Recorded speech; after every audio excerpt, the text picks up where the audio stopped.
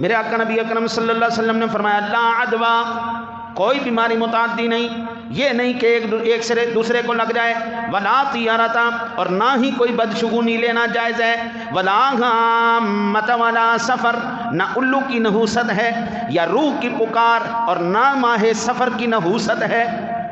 میرے نبی نے کہا ماہ سفر میں نحوست نہیں ہے تو نہیں ہے، دنیا کی کوئی طاقت مجھ سے یہ بات نہیں منوا سکتی اس میں نحوست ہے۔ میرے نبی نے کہا نہیں ہے تو نہیں۔ مجھے سادہ سی باتیں سمجھ میں آتی ہیں جی، میں کوئی لوچدار جو ہے نا باتوں کا وہ نہیں ہوں، عقل موٹی سی ہے، یا قرآن سمجھ آتا ہے یا حدیث سمجھ میں آتی ہے مجھے، اس کے علاوہ مجھے کوئی بات سمجھ میں نہیں آتی۔ قرآن سناؤ مجھے سمجھ آئے گا، میں قرآن سناتا ہوں، حدیث سناتا ہوں، آپ لوگ سمجھو۔ جتنی سادہ دماغ کو رکھو گے، اللہ کے حبیب نے یہ کہہ دیا بس بات ختم ہو گئی۔ کوئی بیماری اڑ کے نہیں لگتی، نہیں لگتی جی، ڈاکٹر جھوٹ بولتے، میرا نبی سچ بولتا ہے۔ میرے نبی کی تحقیق آسمانوں سے بھی اوپر ہے، میرے محبوب کی رسائی رب تک ہے، وہ اس کا دیدار کر کے آ رہا ہے۔ اللہ نے سارے علوم کے خزانے میرے نبی کو عطا فرمائے ہیں۔ ہر ایک شے، ہر سال نئی تحقیق بدل جاتی جی، نصاب بدل جاتا ہے آپ کے نصاب کے اوپر جب ہم نے پڑھا 3-4 ورقیاں قاعدہ سی جی، اللہ اللہ پہلی کلاس ہو گئی جی۔ اس کے بعد درجہ بدرجہ بدلتے بدلتے بدلتے بدلتے آج نصاب کہاں پہنچ گیا؟ یعنی ہر سال ان کے جو تھنک ٹینک ہے وہ بیٹھ کے سوچتے ہیں کہ یہ جو ہم نے نصاب بنایا تھا یہ نصاب کفایت نہیں کرے گا، یہ نصاب صحیح نہیں ہے، لہذا اس کو بدل دو، اس کو بدل دو، اس کو بدل دو۔ ہر سال نصاب تبدیل ہوتا چلا گیا۔ خدا کی قسم 1400 سال میں ایک دن بھی اسلام کا نصاب نہیں بدلا۔ 14 صدیاں گزر گئی، سائنس نے تحقیق بدل دی ہے، مجبوراً وہ قرآن کی تحقیق کے مطابق اپنی تحقیق کو لانے پر، وہ نتائج نکالنے پر مجبور ہو چکے ہیں، لیکن خدا کی قسم 14 صدیوں میں قرآن کا نصاب نہیں بدلا، نبی کا فرمان نہیں بدلا۔ حضور زمانے بدل جائیں گے اور بدلتے رہتے ہیں، دنیا بدلتی رہتی ہے، بدل جائے گی، نہ میرے رب کا فرمان بدلا ہے نہ میرے نبی کا فرمان بدلا ہے، قیامت تک اس کی شان اور عظمت اسی طرح برقرار رہے گی۔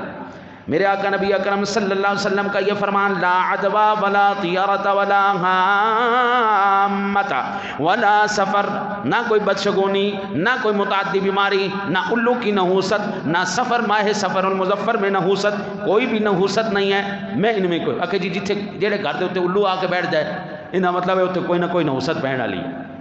حضور نے کہا نہیں ہے تو نہیں ہے جی، وہ بھی کوے کی طرح ایک پرندہ ہے، کوا آ کے بیٹھ جائے، کہتے جناب وہ مہمان آنے لگے، مہمان آنے لگے۔ یہ سب ہندوانہ نظریات اور عقائد، ہاں ہاتھوں میں خارش شروع ہو جائے، وہ پیسہ آنے لگے، پیسہ آنے لگے، ادھر ہو جائے، وہ یار جان لگا، نہ جانے یار وہ اللہ کے فرمان کو، نبی کے فرمان کو چھوڑ کر کدھر کہاں چل پڑے۔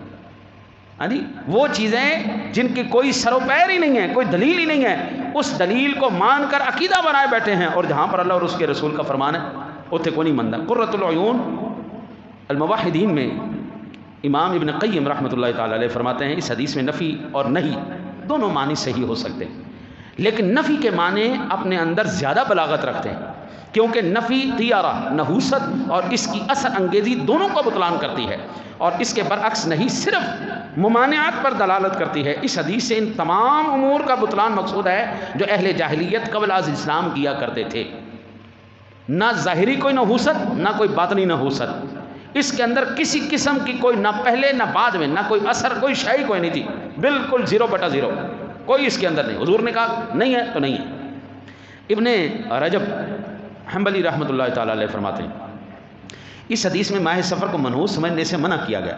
ماہ سفر کو منحوس سمجھنا طیر بدشگونی کی اقسام میں سے ہے۔ اسی طرح مشرکین کا پورے مہینے سے بدھ کے دن کو منحوس خیال کرنا سب غلط ہے۔ اب یہ بھی جو ہے نا جی کہتے ہیں جی آخری بدھ 13 تیزی بھی کہتے ہیں جی، 13 تیزی بھی کہتے ہیں کہ پہلے 13 دن سفر کے بڑے منحوس ہوتے ہیں اور ان کے اندر کوئی ایسا کام نہیں کرنا چاہیے۔ اچھا، پھر اسی طرح بدھ کے دن کو کہتے ہیں جی اس دن نہانا چاہیے اور یہ کرنا چاہیے، اسلام نے تو پہلے ہی صاف رہنے کا حکم دیا۔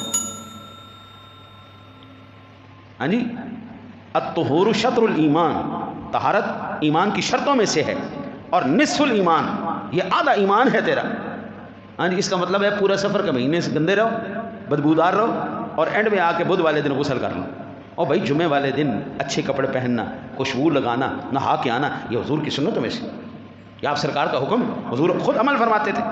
ہاں جی، ہر نماز سے پہلے آپ کو وضو کروایا جاتا ہے تاکہ کسی قسم کی کوئی گندگی، کوئی غلاظت، اور اگر نجاست اکبر ہے تو پھر غسل کرو، اصغر ہے تو وضو کرو، حدث ہو گیا وضو ٹوٹ گیا وضو کر کے آؤ. ہاں جی، صاف کپڑے ہونے چاہیے، تمہاری جگہ صاف ہونی چاہیے، جہاں پر نماز پڑھ رہے ہو وہ جگہ صاف ہونے چاہیے، لباس صاف ہونا چاہیے، جسم صاف ہونا چاہیے. اسلام نے تو پہلے یہ ساری چیزیں بتائیں. اور اس کے برعکس لینا یہ صرف جہالت اور اس کے علاوہ کچھ بھی نہیں.